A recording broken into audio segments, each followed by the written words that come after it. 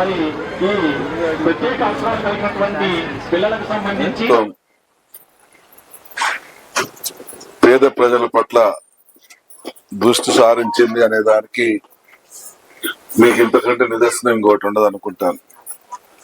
ఎందుకంటే ఈ రకమైనటువంటి కార్యక్రమం ద్వారా మన పిల్లల యొక్క భవిష్యత్తుని తీర్చిదిద్దేదానికి ఎన్నో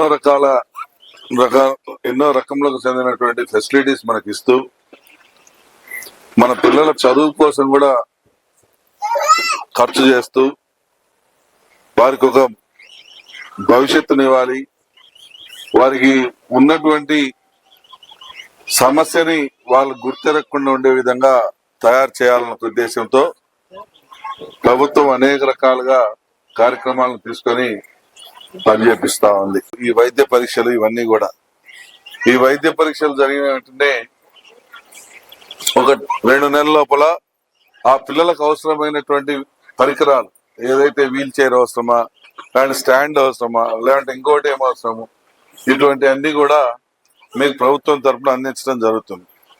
వీటితో పాటు విద్యా అవకాశాలు అంటే మీరు చదువుకునే దానికి ప్రభుత్వం ఏ రకంగా ఖర్చు చేయబోతా ఉందో కూడా మీ దృష్టికి ఇప్పుడు అధికారులు తీసుకొని వచ్చారు.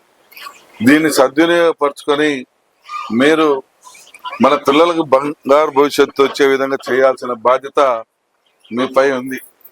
మన పిల్లలు ఈ రకంగా కావటానికి ఇది ఎవరి తప్పు కాదు, అది సృష్టిలో జరిగినటువంటి తప్పులు.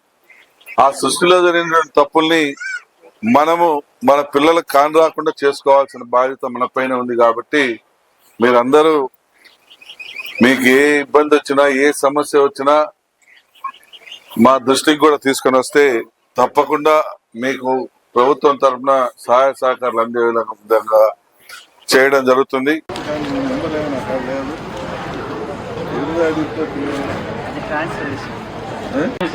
వెళ్ళాల్సిందిగా కోరుతా ఉన్నాం. మరి ఈ ప్రత్యేక అవసరాలు కలిగినటువంటి పిల్లలకు